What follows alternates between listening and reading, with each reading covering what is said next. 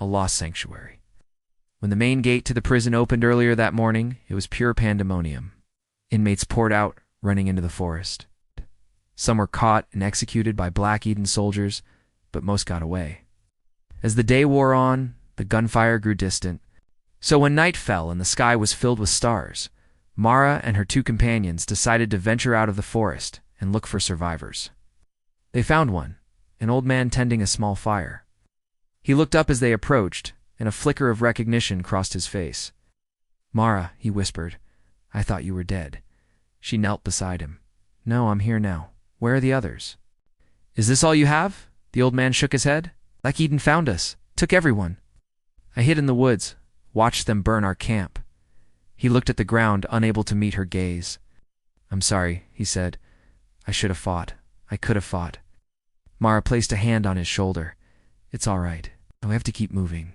There's nothing left here."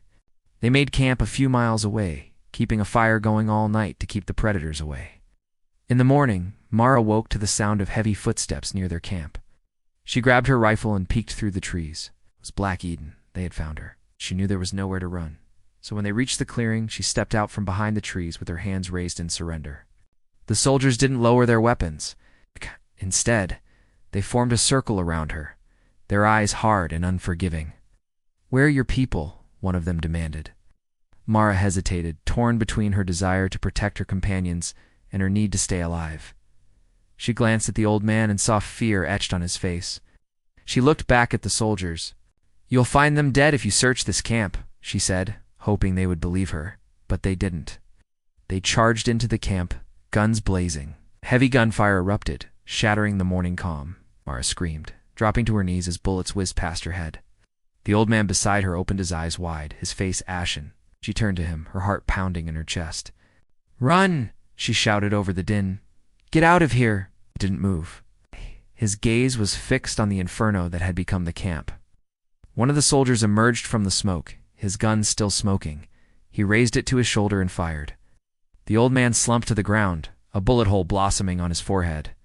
Mara cried out, scrambling back as more soldiers poured out of the camp, their faces grim, their weapons raised. She was surrounded. Then she saw him. Reese.